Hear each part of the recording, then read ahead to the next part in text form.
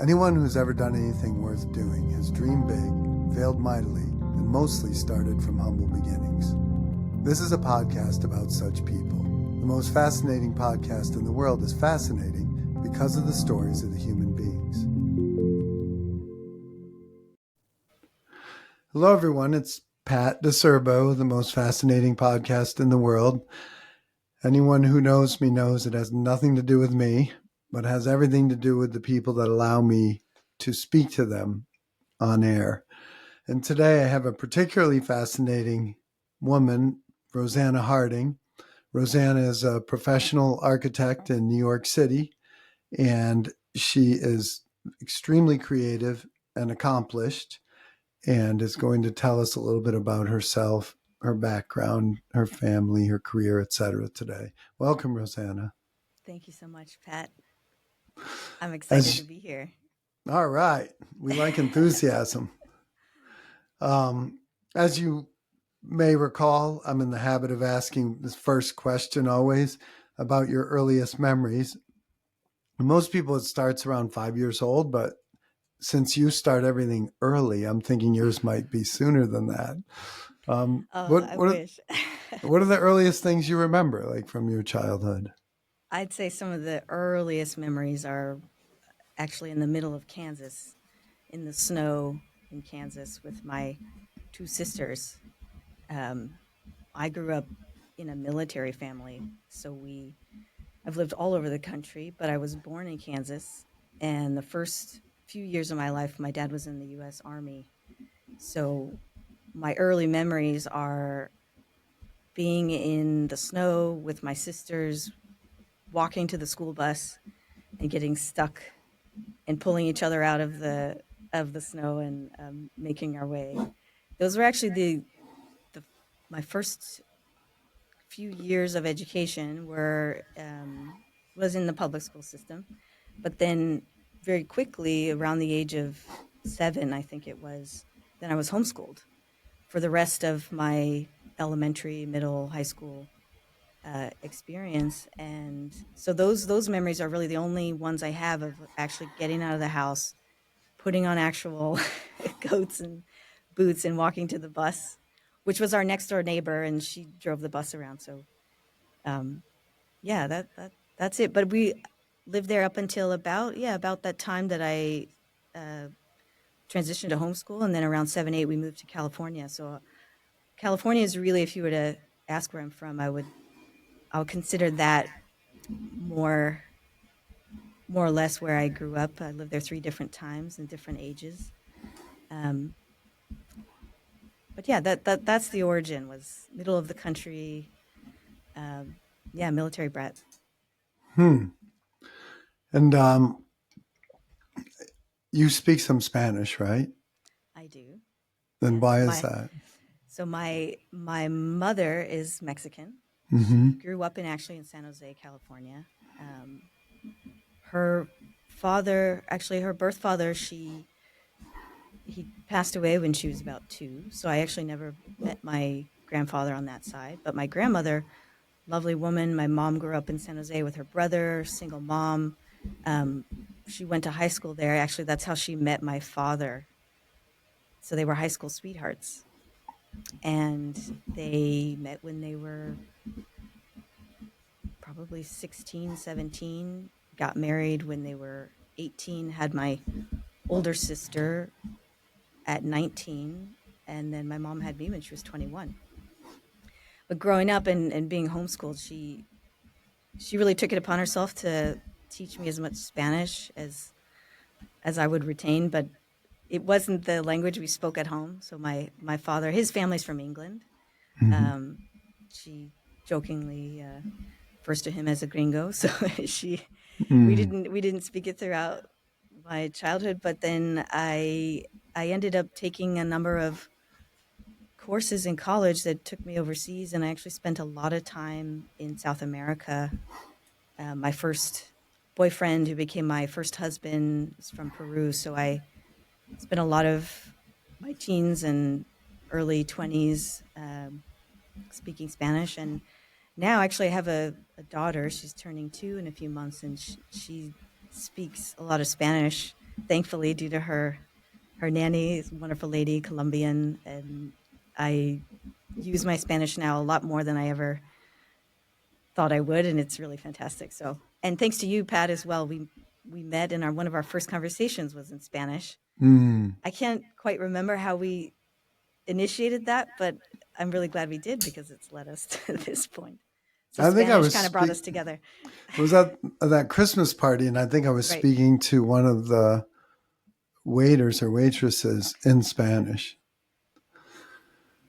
So, so it's a good thing your mom and dad weren't homeschooled, or Right. they wouldn't have met. That's right. Exactly. So your mom homeschooled you? Is that?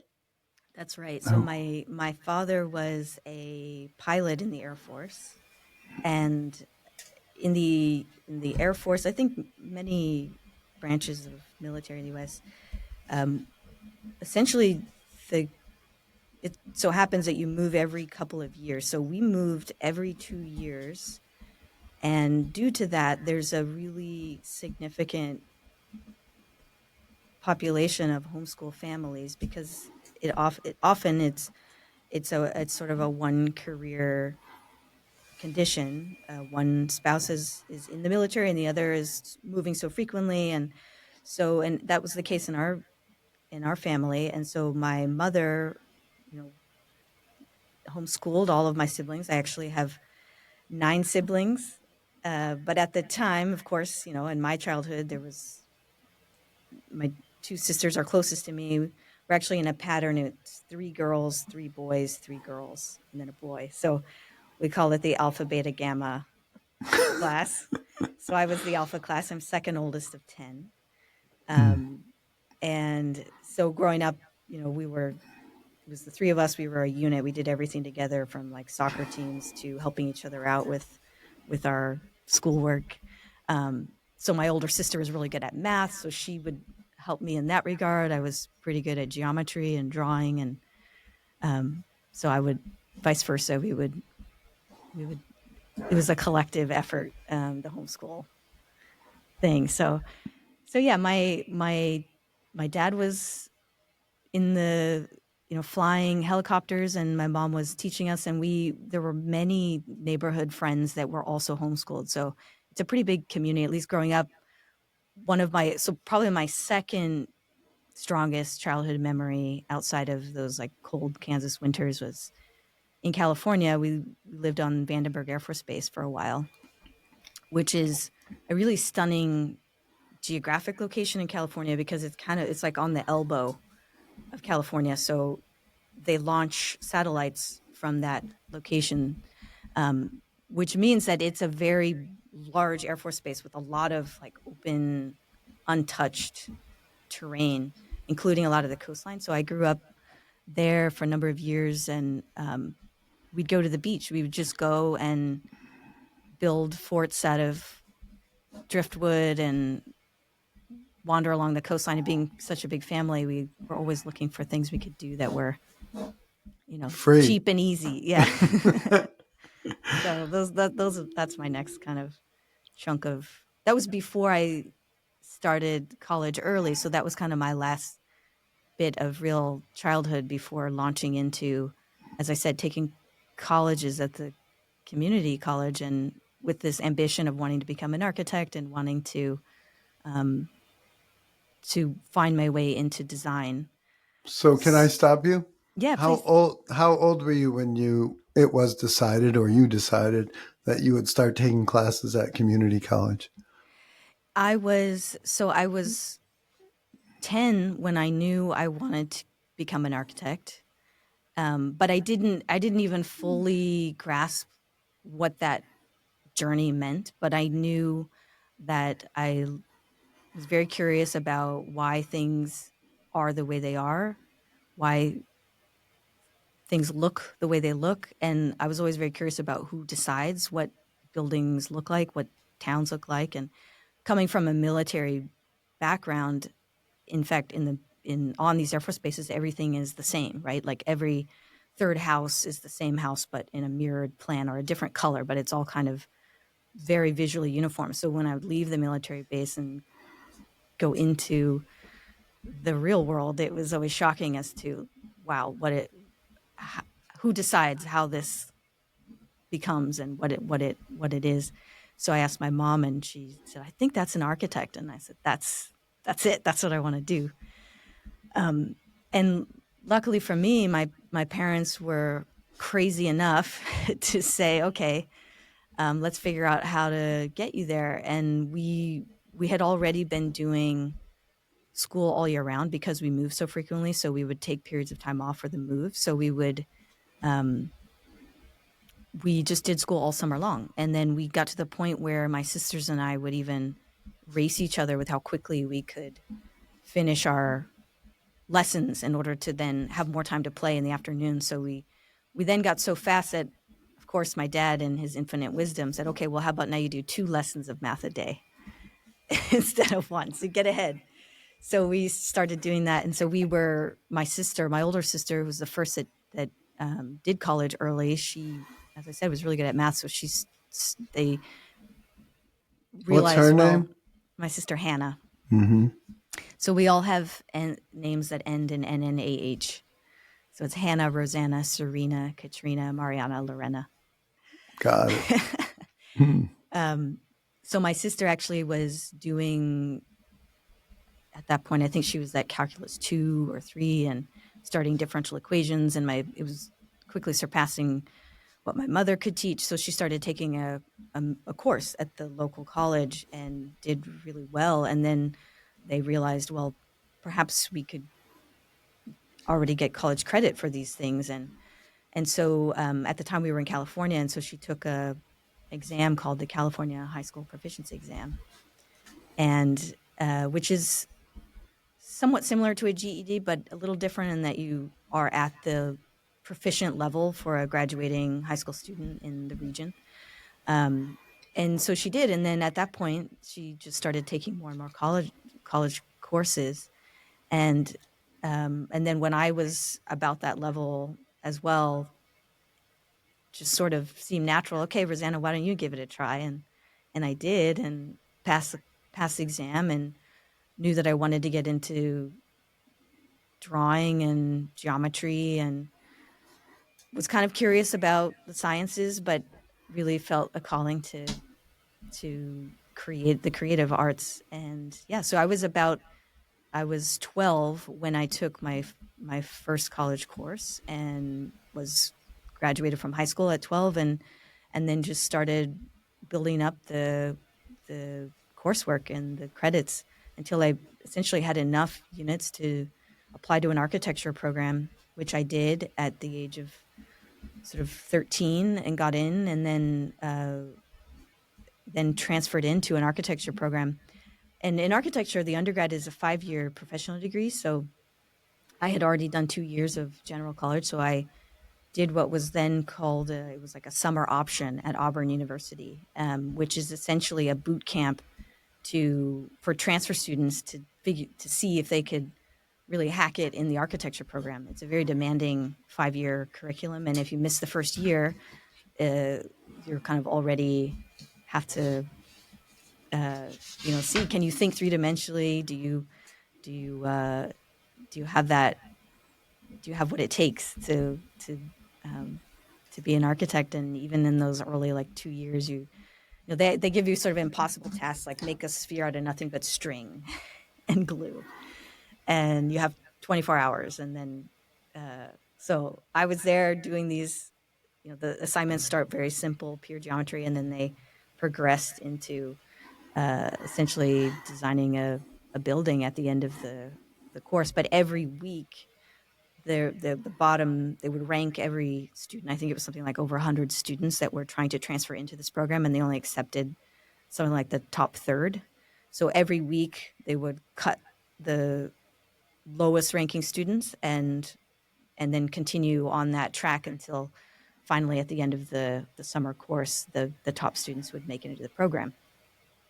So that was my like trial by fire as a 14-year-old with a bunch of 20 somethings or late teens adults. And so you were living like alone on campus or with a family or? That's a good question. So at that time, my family lived in a town. They lived in Montgomery, and the program was in Auburn. And clearly, for a program like that, where it's a crash course, like a summer course, it's every day of the week, right? And so there was really no way that I could live at home and then go there. And it was the first time I think my parents started to really understand. Okay, this is what it means to have a child in college early, is especially in design where it's a studio based culture. So you now with remote work and things have changed, but even back then the only way to learn and be in a design studio was to be physically in the studio where you could glue the sticks together and draw on the big drawing board, which with the May lines, with it would slide up and down the board and have the right angle. So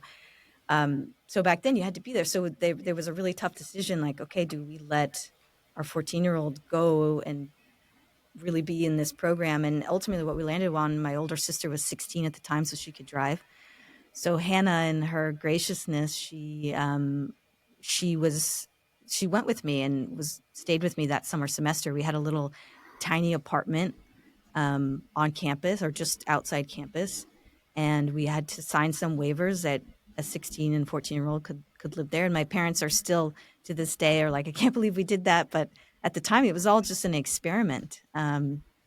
But I was a willing subject, and I was living my dream to be with all these, these people that loved the same thing I did. And it was, it was my dream.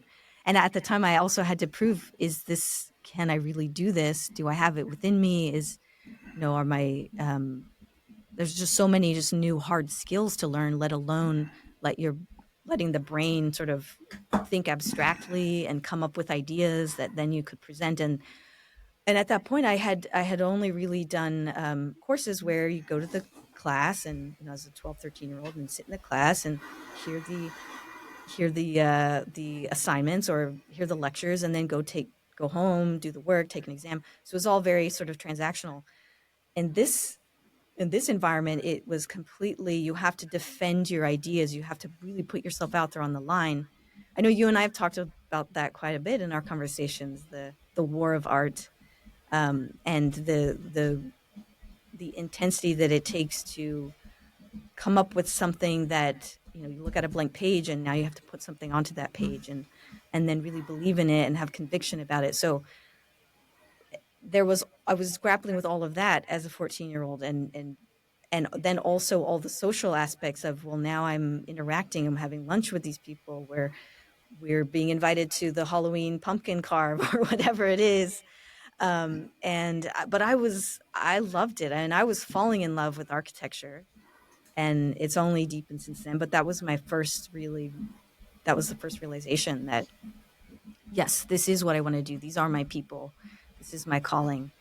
And yeah, my parents were crazy enough to to go for it and go on that journey with me. And thankfully, I did make it into the program, and even went on to do the rural studio through Auburn University, which is a really fantastic design build program in which, again, students go and live in in the western rural part of Alabama and build a house over the course of a year uh, for a community member. And often the projects are recycled materials or taking something and giving it a new life. And I love that about that program. And it really, again, it was another program that you had, not everyone that goes to Auburn gets an opportunity to go to that program. And so there I was, now 15, applying for this program. And then again, under my mom had to sign another waiver. My parents had to sign a waiver that, yes, she's 15, but it's okay. She can live there. And Auburn made some exceptions for me to be there. And it was one of the most fantastic foundational experiences I could have ever asked for as an architect. We built a house out of the ground, and did welding and pouring of roofing and framing of walls and all of that. So that is my core, You're building and making. like the Forrest Gump of architects. Maybe I'll take it. I have a question about seeing in 3D. Yes. I Great say it question. a lot, but I don't know if it means the same thing. But Like when I look at a set of plans, I see 3D and I turn it around in my mind. And I Mhm. want to know, can you learn that or are you born with that? That's a really great question. I think you can learn it. I think it's possible. I think it takes a very active inner yeah, it takes a very active inner dialogue and patience to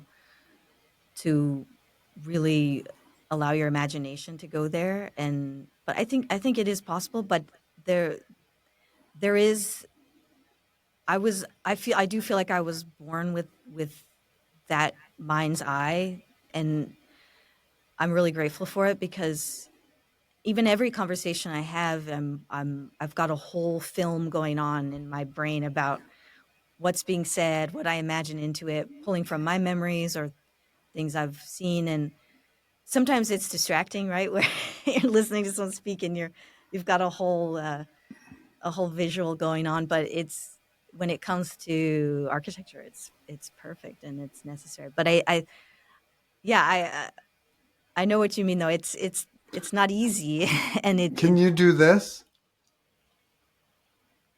yes. So you're born with that, Yeah, right? You can yeah, either roll your tongue or you can't roll right. your tongue. That's true. And I feel like looking at drawings is similar. Like Yeah. I feel like I know a lot of engineers that just Hmm. they do not see in 3D. Hmm.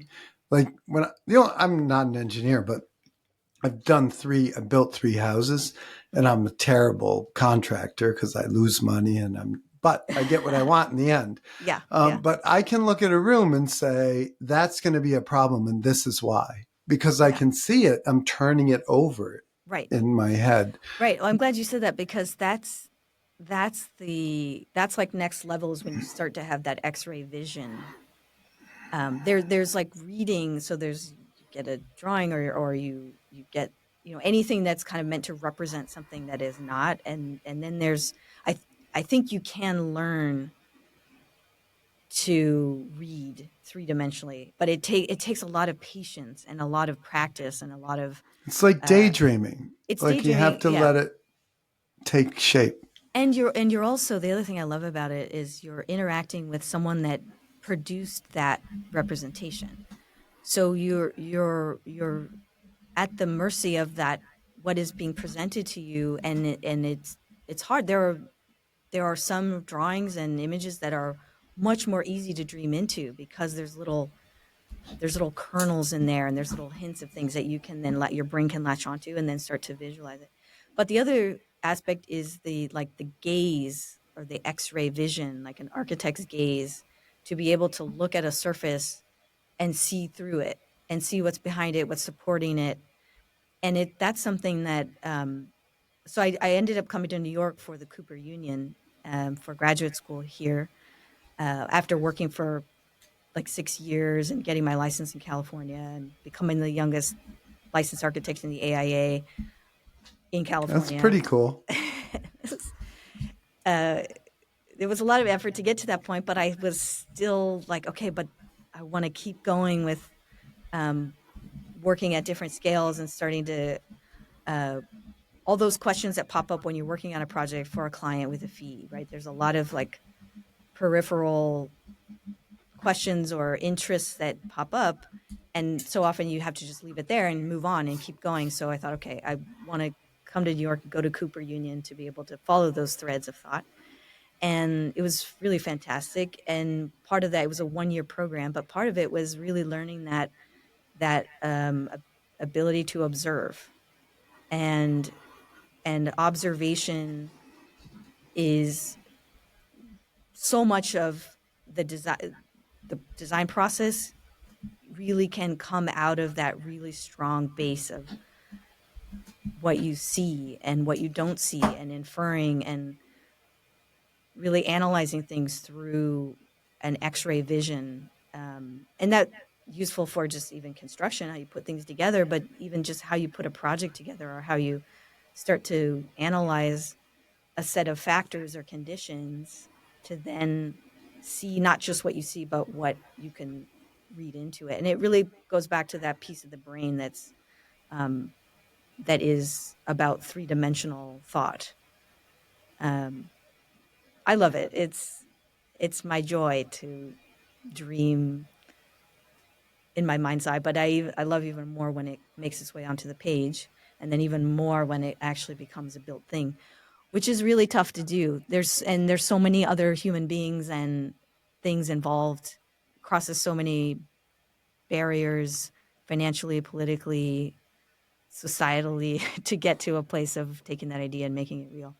But that's the lifetime endeavor, which is why I'm so pleased that I learned that I got into it so early, because I feel like I have a little bit of a head start. So even though I'm 36 now, I've been picking away at it for 17 years in practice. It's so interesting. It's like when I think about all the things that you just mentioned, all the hurdles, if you will, that need to be met or overcome or whatever. It's amazing anything ever gets built. Absolutely. It And is. and the beautiful things that have gotten Oh built. yeah, let alone the art that has come out of it. It's stunning, and that it's so incredible and inspiring that it's what keeps me wanting to do it. Well, it's the Otherwise, Holy there's Grail, right? yeah, You're never going to yeah, get the Holy Grail yeah, because there will always be something better. yes, But you aspire to be, for a metaphor, the yeah, Holy Grail. absolutely, But you never get there. And if you did get there, you'd be bored. right, yeah. Or even then, it wouldn't, because there's so many factors that are at play in a project. The version that is there that exists in reality is that's its own version, right? There's so many incarnations of that thing that may only live in your head, or Imagination. in on the page, or in that model that you made, or in that render. And then the thing, it's like having a child. Like, you just have, and then they go off, and then they are what they are, and Right. you hope that you train them, or that they took something away from the whole experience. And that's what it absolutely. I've had the joy of going to an opening or two of a building that I've had a privilege of working on, and it's such a feeling of like, wow, this is its own beast now. This Mhm. building, this space, this condition, and it's more than often it's a wonderful, fantastic feeling that gives me that motivation for the next one and the next one. It's the pursuit of perfection, right? Yeah. But Even then, just the pursuit of something real, something mhm, that is like going back to me as a kid and seeing things and thinking, well, why is that the way it is? And who then decides? yeah, who decides? And then to have that ability to do that. And architecture is such a long career. And it's not really until those later seasons that the mastery starts to come into play, of like, okay, I know you know, a blank page, or any site, there's an infinite number of possibilities, but you've had enough practice, like playing a sport, that okay, get all the bad ideas out first, and to get to something that's good, and then even from there to get to something that's great.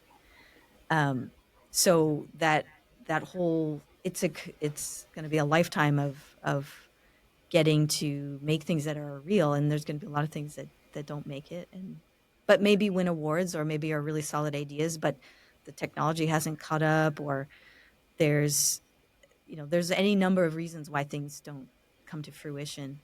But it's the act of making and continuing to make and being a professional at it, and just keeping on, that I think that's what leads to great buildings, is just that desire to keep doing it and do it better every time. Every time is an opportunity. So Mm. I like it. I'm in the middle of a couple projects now that it's some things you've learned from past projects, and you can bring it to it. But uh, yeah, it's a nonstop soul search, I would say. And I would imagine it's hard to know what projects to chase. Like you Hmm. just don't know what's going to get legs and what's not. Right, right, I mean, not what's going to get built because who knows, but right. what's even going to get funded for design work. Hmm. Absolutely. And maybe it's a sign of the times, but there's just so much concept or concept and schematic, and breaking the projects down into, it used to be you would get signed up for a project and it was through to the end, but so more and more frequently, it's okay, let's do a concept and then see, and then use that to then go and find other investors, or find out what's working, what isn't, and then to the next hurdle and the next hurdle. So things are sort of being taken more in bite-sized chunks, and then things will get shelved or they'll get resurrected. But it's a long haul. And my husband and I talk about it all the time. Like, we have a certain jealousy around musicians or chefs or these kind of art, the crafts of making things that then are consumed right Mm. away. And there's an amazing joy to be had in that timeline. With what we do, it'll take years before you can stand in that space and But fully that's take just it the in. comparing mind. Right, That's the exactly. Buddhist. That's just, in fact, I would argue the opposite. Like, the reward for what you're doing is so much greater because it was so much harder. And it'll last a lot longer. That's the other thing. Although some songs do last for centuries, but the notes on the page, but the building, the being there, the going there, the places, it's certainly leaving a mark on the planet, and that's where, yeah, absolutely, it's a real privilege and a responsibility, and it's a I love it. I really do. It's my joy to do this It career. sounds like you're really congruent in every way with what you're doing. Hmm. Yeah, I enjoy it. I am There are no two projects are the same, and that, at least in my career, I've kind of made it a point to work with people and work in places that are trying to do something unique and every time. And so there are certainly different ways of practicing, and there's a real value as well in, you sort of know a certain typology, and that's what you do, and there's efficiencies there, and there's economy, and um, but I've just, through my various paths through education and even my early days in the career, I've always had I think it's been a real amazing challenge and privilege of working on new projects that are different programs, different sites, and so I'm always sort of thrown into the deep end of coming up with something that I haven't done before, and um, always working with. Thankfully, I've been working with some really, really amazing architects, because it's a team sport. Really, there's the architecture side, and then you mentioned engineers, and then the artists and all the scientists. It just, the financial teams, like, it is such a tapestry of disciplines and professions to do this. So, but I tend to stay connected with the people that are like minded, even in all those other disciplines. And so I've had some really incredible collaborations and get to do the fun stuff, I'd say. A tapestry of disciplines. That's a great line.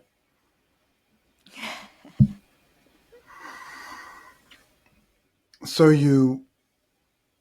I don't know if we just went on a tangent because it I, was a long one, but um, so you went to Cooper Union and graduated there. How long did you spend there?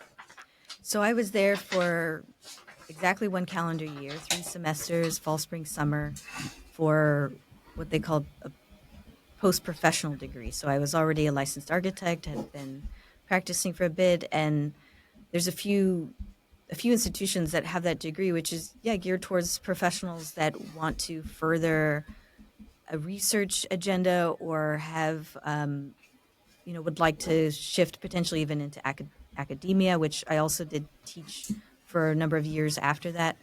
Um, but for me, Cooper Union was it was like the dream school for me. It was a place to go, and um, it's so rooted in the act of drawing, and drawings as the vehicle for thinking, and that you think through drawing, even if you don't know where you're going to end up. You sit down, you put pencil to paper or pen to paper or ink or whatever, and you just start the motions, and the physical act of that drawing will lead to the next thought and the next thought and the next thought. And so that's what drew me to the Cooper Union. And it did not disappoint. It completely changed the way I think and the way that I practice. And it really put me into the mindset of looking deeply into a project or a site and asking questions. It's sort of like the questions that you ask before you can even start a drawing. Like, what are the questions you're asking? And then how, like that X-ray vision or the 3D vision, what is already there that you can pull from and make something that is part of all of those ingredients. And so it was a completely refreshing moment in my career to have been working and part of big teams doing big projects to then pause for a year and say, just going to focus back on the fundamentals of what the creative act is that we do. And at that time, I was also before coming to New York, I lived in San Francisco, where I got my first job out of school.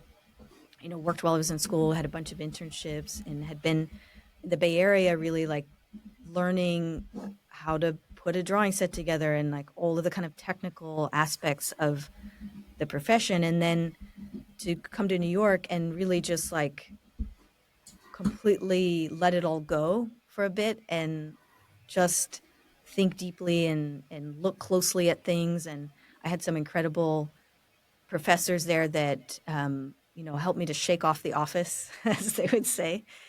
And I was very interested in the macro scale of architecture, which is urban design in cities. And so it was also an opportunity for me to broaden just beyond the boundaries of the site and look at the context of things. And so I did a deep dive with Diana Agreste there. And so my concentration was in urban studies.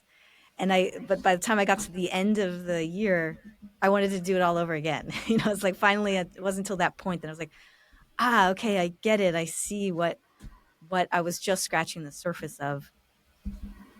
And so it was a wonderful year. And then right as I was wrapping up, they have this end of year show. And so my work was displayed there on the end of year show, and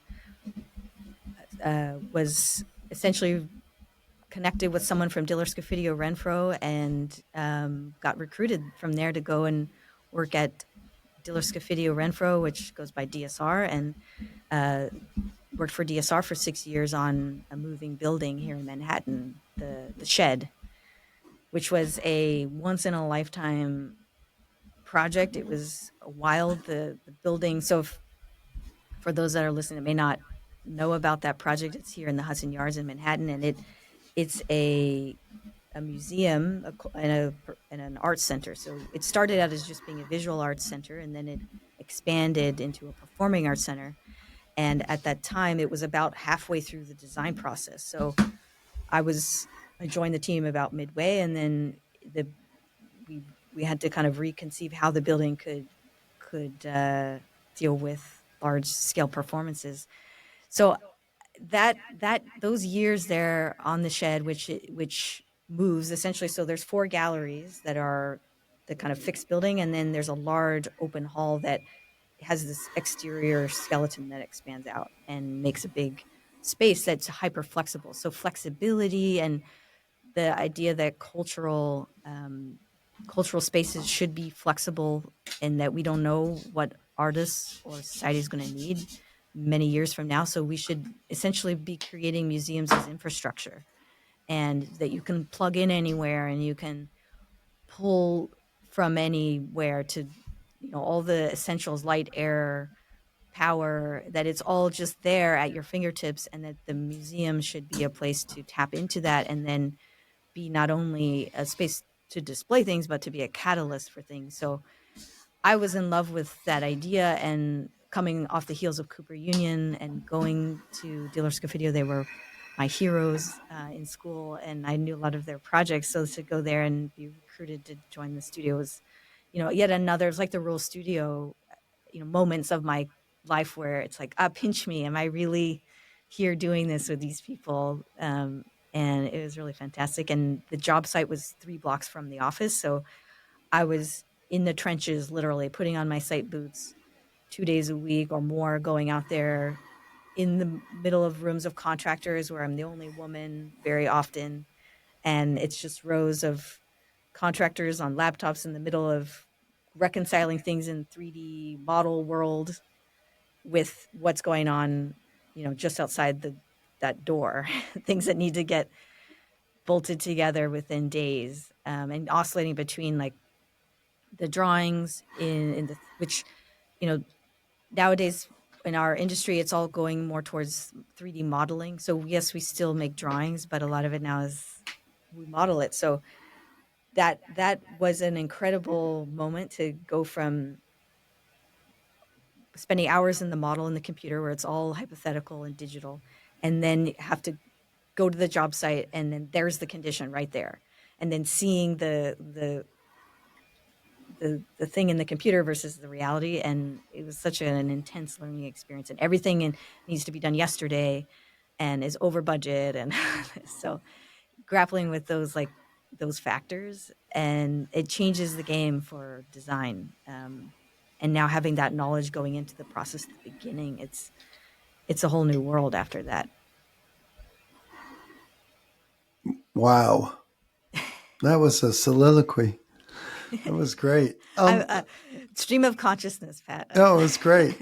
One thing I was, it reminded me of the War of Art, and I know we've discussed it, but when you said at Cooper Union, there was this sort of methodology about you just sit down with a blank paper. And that's what Pressfield talks about. He's like, it doesn't matter if you're inspired or not. You sit down to the paper and you act.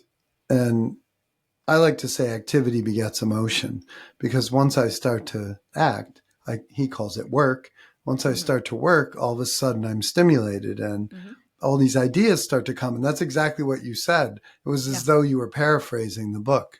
Yeah, that when I read that, I was like, yes, this is it's a ritual. It's really it's a ritual and a practice that like any athlete, you sit down to do it, even if you don't feel like it, even if you're under the weather that day, or you've had something emotional happen or whatever it is. You just, no matter what, rain or shine, you sit down and you do the acts. And it may take 5 minutes to warm up, it may take an hour, or it may take 2, or you may feel like you go through the entire day and you didn't get anywhere until the last 20 minutes, but then those 20 minutes were everything, and it's worth that entire day. Or it takes a week. It's unpredictable, but that's where the true professional. And I thought that was amazing, the notion of that we have it all backwards, that amateurs versus professionals, and that the amateur, the person that does it, even if they're not getting paid for it, if it's truly the thing you want to do, when everyone around you says, that, you're never going to make a living out of that, or it's never going to go anywhere, whatever, but you feel so compelled to do it out of that desire to do something creative, and the drive to that moment of like becoming a lightning rod, and then having the idea, and that is, I mean, it's an incredible feeling. And I forget about it sometimes. I'll go through like seasons where it's like, okay, it's been a month and I've been going through the motions, and drudgery. And then you have that Epiphany. Inspired play, and then it's like, holy shit, that's why we do this. And it's a feeling that's it's completely in your body and in your heart, and it almost like gives you goosebumps, and then you're like, okay, I like this too much, I'm gonna have to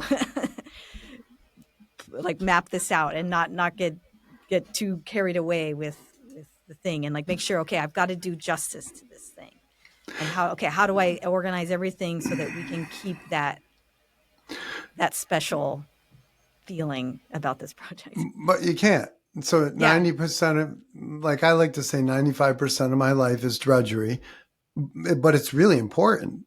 Yeah. Like, and I don't resent it anymore. As you know, the Sisyphus Yeah. statue, Yeah. I accept it. And 5% of it is euphoria, but Hmm. it's just a product of the drudgery. Hmm. And if the euphoria lasted, I would be bored. Right. It would be So numbing. It would be, yeah, it's you like wouldn't appreciate it. a drug fix or Right. something. Right. You can't be high all the time. You have to take it in waves. And Well, and that's the I beauty of it. it Yeah. is. I accept the drudgery and I don't resent it at all. Hmm. Like if you're focused only on results, you'd be disappointed 95% of the time. Hmm. Um, Yeah. I think on the, epiphanies, they don't come on a schedule either. right. Yeah. That's the key.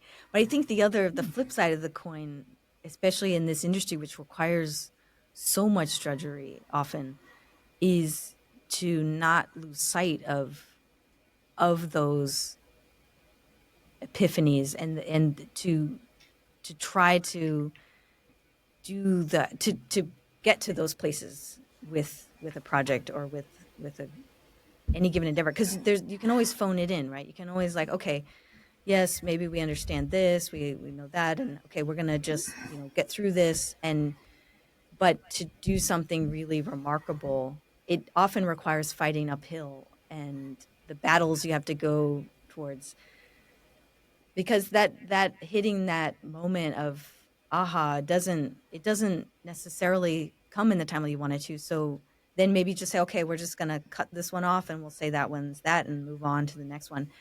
um, and that could become years of a career of just sort of saying, okay, we're just going to let it be, but to But still hold on to. the greatest ideas come from the struggle of Yeah. fighting through the difficult moment. Yeah. And that's when you're forged. That's when Hmm. he talks about going pro. Hmm. It's and it's a metaphor, I think, for everything, Yeah. all of life. And I talk about it with like other people. Like I can do it for you, Yeah. whether it's my children or a friend or whatever. I Yeah. can do it Yeah. for you, but then I rob you of the joy of overcoming. Hmm. The greatest feeling in life is having an unsolvable problem and solving it. Right. And then you're like, yes. Yeah, Like you can you do. do it all day long. You do it routinely because you're used to solving really difficult problems. And after a while, unsolvable problems, Yeah, there's almost there's a remedy for everything you if just I have to wait look long at it enough. differently. Yeah, find the angle, find the pieces that can move. And yeah, no, it's so true. I love a good problem. Without Don't it, shy away from it. I mean, that's why you go for the hardest. That's why you wanted to be at DSR. Yeah. That's what they're known for. Hmm. Uh, if you Absolutely. wanted to design hotels that were a box, not that there's anything wrong with that, but it's just not what you're interested in. Yeah. Yeah. It because of that search maybe for that hit of wow, We this want is what perfection humanity at can somewhat. do. Yeah, this is Yeah. what's possible, or this is what didn't seem possible. And and I think sometimes the one of the biggest gratifications is when all of those factors that could have brought a project down actually led towards the project being great. When you have the on the the financial side, the legal side, the all of the variables that a building has to, all those filters that it has to go through in order to become realized. And when all those things sync up and it does lead to something like the shed or any of these structures that have lasted the test of time, were often these ancient structures that they left a mark on the face of the earth. And it's incredible. And yeah, it's what keeps the fire fueled, that Mm-hmm. that can happen, and that those all those people can sync up to make something incredible. And so often as the architect, and architects just battle with being that orchestrator of like getting everything to like align up on the right time and in the right place. Right. Or you could be an inhibiting factor, which some are, and Hmm. that's a problem. Like to make things easier for other people and to try to facilitate is Right. that's a skill that not every architect has. Yeah. And it's not necessarily one that is taught in school. It's just something you pick up along the way from various mentors or situations that you're thrown into. That's another thing that I don't know where it came from. I think it may have been something I was born with, or it could have been through being from such a large family or the college or everything. But just like the no fear, just like throw me into the fire and I'll figure it out. is It has benefited me well in my life and especially in this career, and I'm grateful for it. Um, it has yet to burn me so badly that I don't go try it again, thankfully. Hmm. But um, yeah, just like, okay, I've never tried that, but I've never done that before. Let's give it a go, And I still feel that way. I hope I continue to, because it often leads to solutions that, had I been afraid of grappling with it, I never would have come to that conclusion. So, or never would have asked that question. Um, so yeah, I rely on, and that's just like kind of a personal trait. I'll do the same with like, oh yeah, I could run that fast. Oh, maybe I could jump that far. And it's it's been fruitful, for the challenge of taking on something new every. Sometimes it's you get a surprise and like, okay, this week we need to solve this thing over here, and you just go for it. I mean, if you're in the habit of saying yes, like I was saying, Yeah, you get in the habit of solving problems yeah, no one else wants to deal with. You go for the hard things, right, and then that's your reputation. right. Let's bring it. Let's bring it to Rosanna because she'll be up for it, and we think she can help us. Figure it out.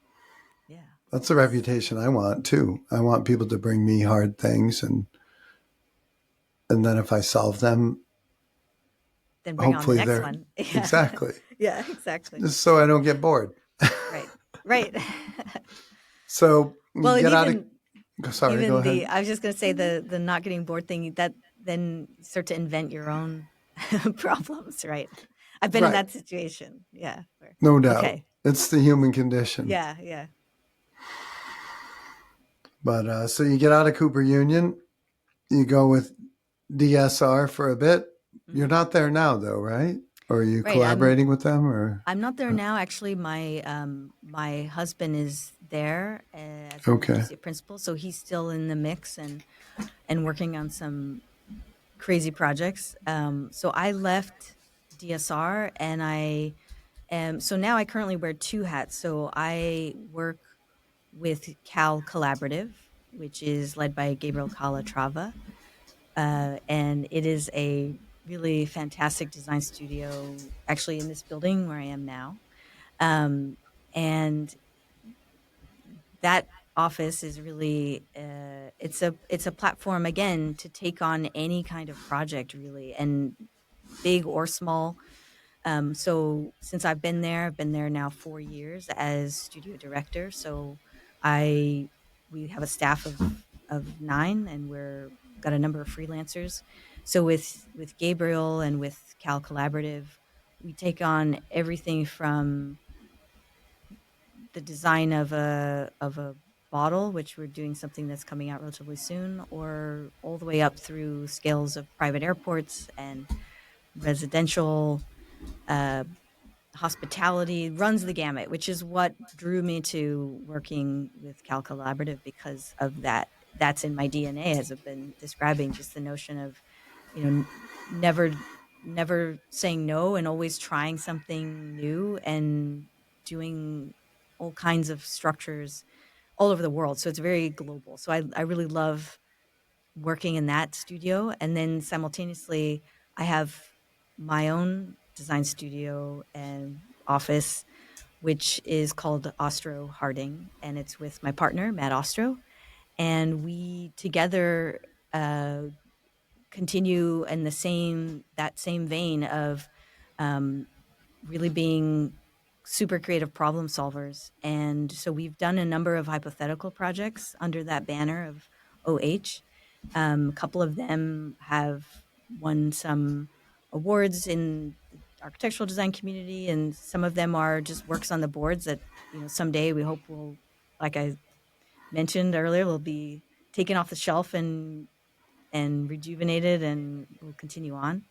But with the projects that we've done, so often we've together, Matt and I focus a lot on materiality and structure and technology and how things come together, because we're both so, just going way back to the those early days of Roll Studio. How do you put things together, and the basis of what we do is making and crafting, whether it's in the drawing or in the building. So he and I we're like-minded in that way. And he went to Cooper Union for the undergrad program. So we're really cut from the same cloth. So when we do projects together, it's like taking each of our individual skill sets and like amplifying it times four. Because when we're together, it's like the mind melding is pretty insane, and we can do things that at times it's like shocking what we're able to do in such a short time frame, because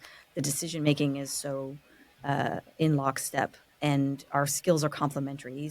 He's incredible with modeling and parametric modeling. So he built the construction model, essentially the parametric model of the shed. So that's how he and I met, was through working on the shed. So that combined with, he's such an incredible mind with how to reconcile geometry and how to make something out of a material that is leveraging the strengths of that material, and how to um, shape and structure things. So, and then on the other hand, I'm drawing aspect, but all the other factors, like we were just talking about, like my head is also in the the web of things to get it from that point to the built thing. So together we make a pretty epic team. And yeah, so now between those two avenues, there's projects that come across our desk, and we either tackle it through Cal Collaborative or with OH. And I like having that variety of potentials. Mm-hmm. So what are we leaving out? Good question. Everything. There's still so much more. Like, you're so young. What do you like? Where do you envision yourself in the future? Like 10 years out, 20 years out? Will you do this the way you're doing it forever, or do you envision doing different things? Yeah, it's a really tough question, and I have been digging deeply, thinking about that for the last several months, really, because I've been thinking about how to. Because the flip side of never doing the same type of project over and over is that then every project is, you have to put together all of those players. So then it becomes, well, who obviously there's personal relationships and you may meet people through those, but the the more tried and true path in this discipline is to get really good at doing one particular thing, and then people come to you for that thing. But The Box that's Hotel. yeah, but that's not how I think, or how I've been That's not practicing the my career. ideal. That's not Yeah, perfection. right. So that there's the challenge of then how to because at the end of the day, it is a business, and it's a livelihood, and we have families and we have life to support. So I think that therein lies the challenge, is the hope that there's a certain snowball effect of realizing and building those couple of things that then are proof, right? Like people always want the proof. Well, okay, we want to do this. Okay, what five have you done that are like that?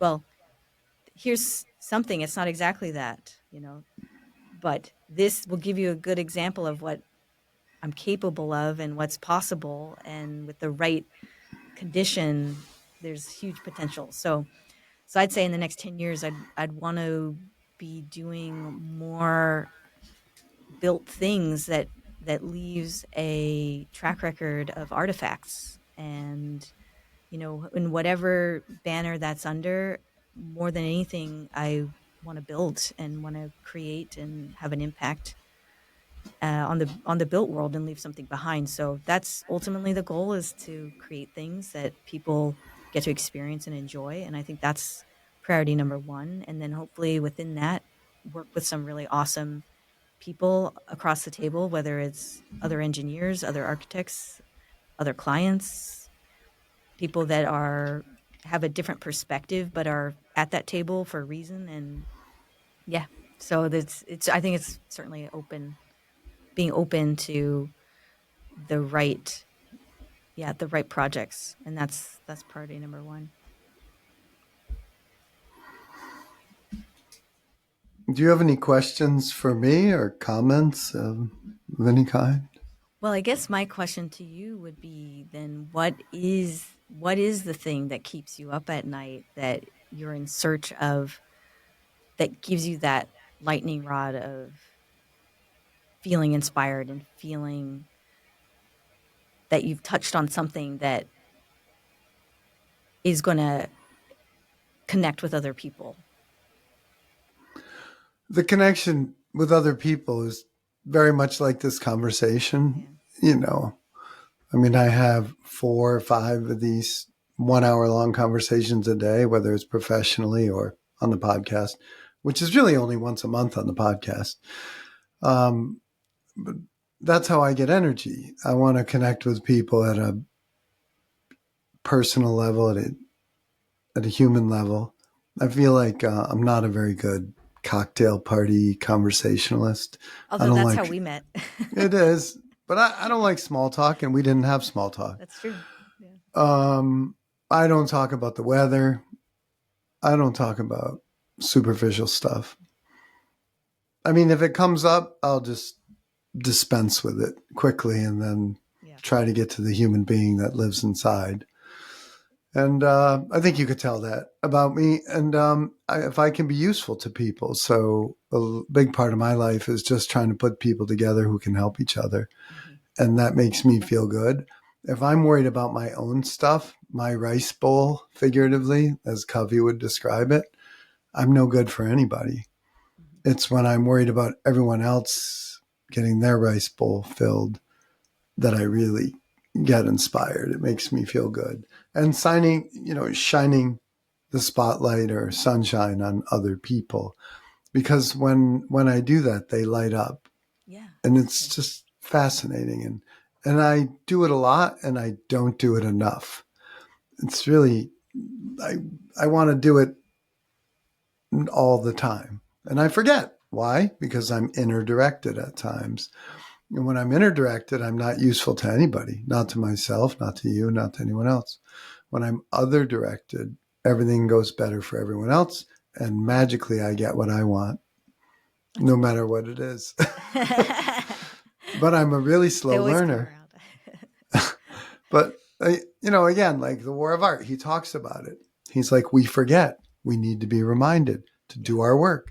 And so I think the point I took away from the book was, the way to do our work is to put ourselves in a position where we have to follow up with our work. Mm-hmm. That means you're depending on me. We're interdependent. Covey talks about it too. Following through is not an option if I set up my environment properly. Mm-hmm. Remember the famous Somerset Maugham quote where the interviewer says, do you work only when inspired or on some sort of a schedule? You remember what he said? I don't. It's in the book. He said, I work only when inspired, which happens to be at 9 a.m. every day. Yeah, that's right. So it's the blank page analogy. Even if I have no work, I'm going to sit down and do the blank page. And where he said, like, if you're depressed, do the dishes. Mm-hmm. Remember, he found himself depressed and he did the dishes and found himself humming. Yeah. And you never graduate from that. Right. The fundamentals that you talk about getting back to, We long for the fundamentals when we get too far afield. So then we come back to the fundamentals, but then we get bored and we want to search for the ideal. Yeah. And it doesn't matter if it's friendship, if it's business, if it's whatever it is. I don't drink alcohol, but if it was a wine, like you have this certain wine and then you get bored with it, it's a table, and then you want better. And then before you know it, you're spending $1,000 a bottle collecting wine that more or less tastes like the fundamental wine. I mean, other people could debate it. To me, it's just pursuit of something for me at this point in my life that doesn't matter. The same thing for me with watches or cars or boats and honestly, I've done a fair amount of that. And anything I really ever thought I wanted, once I got it, I was like, what I really like is the rock, the responsibility. So that's the answer to your question. I mean, I want to be connected to other human beings in a meaningful way, which I feel like I am. That gives me great energy. But I want the responsibility. And at the moment, I'm collaborating with about 50 other people professionally in 35 or 40 other locales around the US. And I'm helping them to build their businesses. And that collaboration I call a cathedral. So I'm building a metaphorical cathedral, and it's never going to be done. It's like that one in Barcelona. Right. And it doesn't matter if it's never done. I'm just pursuing the ideal in my own way. Right. And someday I'm going to die and it's going to be half built. And that's okay with me.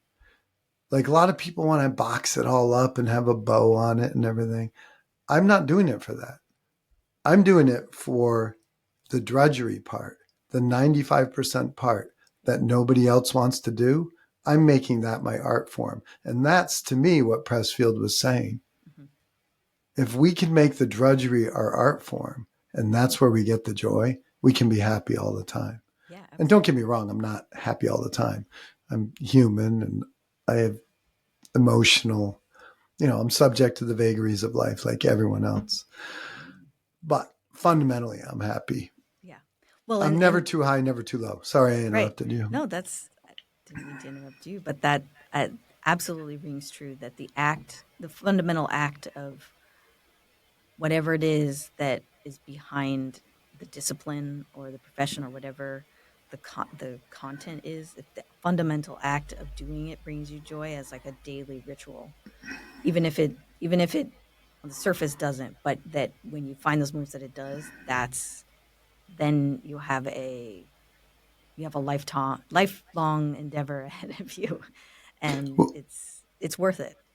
the fact that you use the word so frequently to me means like you really internalize the book, because ritual is the fundamental word.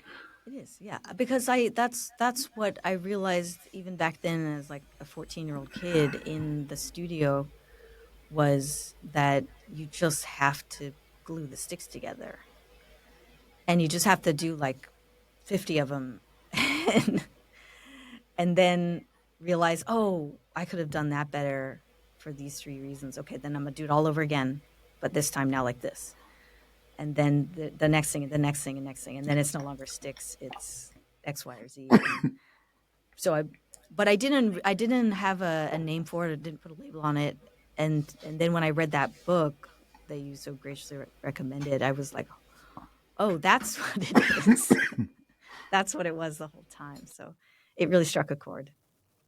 And yeah, it's actually had a really positive impact on what I've been thinking since reading that. And to your question about where do you see yourself in 10 years, because that fundamentally is that's the thing to hope for, is that act leads towards, sure, there'll be things that come up because of it, but how can I get closer and closer to the drudgery of this thing that is a fulfilling way to spend my life.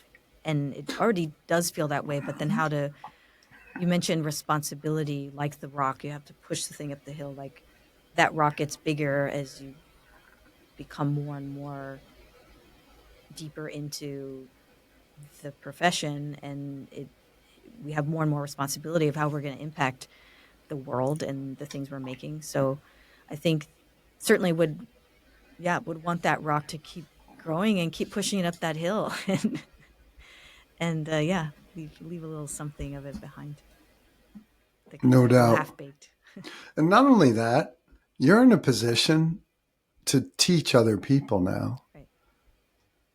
Like you're a leader. And the fact that you have this, like the stuff in the seven, everyone knows the book exists, and no one puts, not no one, many people who read the book, whether it's the Seven Habits or the War of Art, they're not putting the lessons into practice. Right. And it's normal. People forget.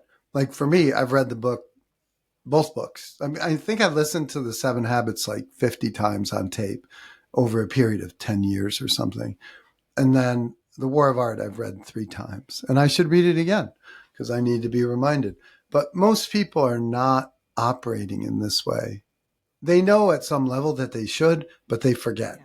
So we need to be reminded. And you're in a position, like, you know how you talked about that coordination, Mm-hmm. and the architect can be the glue Mm-hmm. that holds everything together. Because with, what's that word? Entropy in Resistance. nature.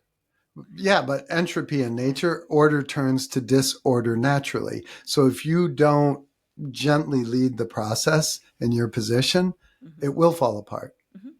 Someone has to do it, and it's the person in your position typically. Right. And he talks a lot about resistance, and that absolutely there's so many hurdles to get through, and that is the fight is against the entropy, against the resistance to make the thing and to bring it out into the light of day. And yeah,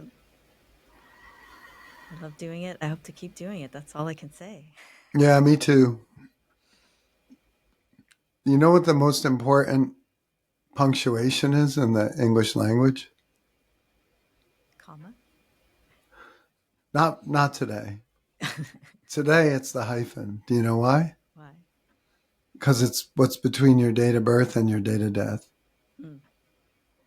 So if you were summing up your life for your great great grandchildren who you presumably will never know, what would you want them to know about you? Mm-hmm. I'll have to think on that one. Well, how would you Really good sum up question. your life I mean, for people that never knew you? I think I would want it to be a creative one. That it was not what it seemed, and then there's something that came out of it that was unexpectedly beautiful.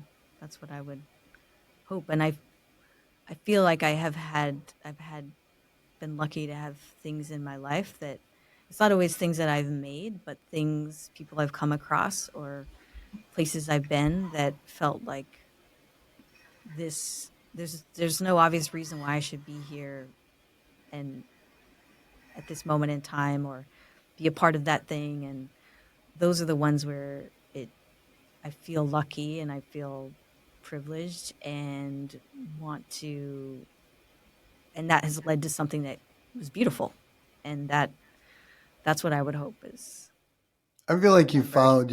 you're following your convictions. Yeah, yeah, following what feels true and feels it feels worthwhile, and then it leads to something that okay, yes, I knew that was. I'm glad I followed my gut on that one. For you, that matters. Yeah, yeah. But I hope ultimately to give back in some way, and I think I feel like through family, I really enjoy that. It's like it's not even a question; it's just as a feeling like you give, and it's like it multiplies more than the sum of the parts, and those are relationships, and so I've pretty happy that I have that in my life, and then the broader question. So I have this really stable foundation of thankfully knowing who I am, knowing what I love, being able to express that to people around me that are close, And that feels like I'm in a good place to then go out and make art and make things out of that and do something even bigger that would impact people that I don't know, in a positive way, and leave something that others could enjoy and would even spark other creative acts. That's why, like, the notion of working on cultural projects is cultural spaces and creating scenarios for culture to happen is, I think, one of like the most gratifying things to do as an architect, is to let that stir on its own, like the next life and the next life. And yeah, I can only hope, Pat, but I'm going to keep working at it. It's one day at a time, Yeah, 1 hour at a exactly. time, really. Is there anything that you might like to say or ask me before we wrap up? I would just say thank you so much for inviting me onto this platform, and I would hope we could practice our Spanish again sometime soon. No doubt. Hopefully, I'll see you at the same Christmas party Yeah, I've seen you exactly. at last couple of times. And there's a 14 plus thing coming up. I don't know if you go to that, but Okay. this thing, Joe Mizzi builds Mm. schools in Africa, and Oh, wow. that's a good party. If you don't have it on your schedule, we could talk about that. Great. But thank you for your time. Thank And you. please feel free to post this wherever you want. And if there's bulletin boards and stuff, I think it was a great interview. It could be really inspiring to a wide variety of people, in particular, women in STEM and Yes, young people who might think they're too young to do big things. You've absolutely. obviously done a lot of big stuff at a very young age. Thank you so much. It's been You really got it. fun. I appreciate it. Let's see you soon. Bye, Pat. Bye. Bye. If you enjoy the most fascinating podcast in the world, please follow on Spotify, subscribe on YouTube, and follow on Apple Podcast.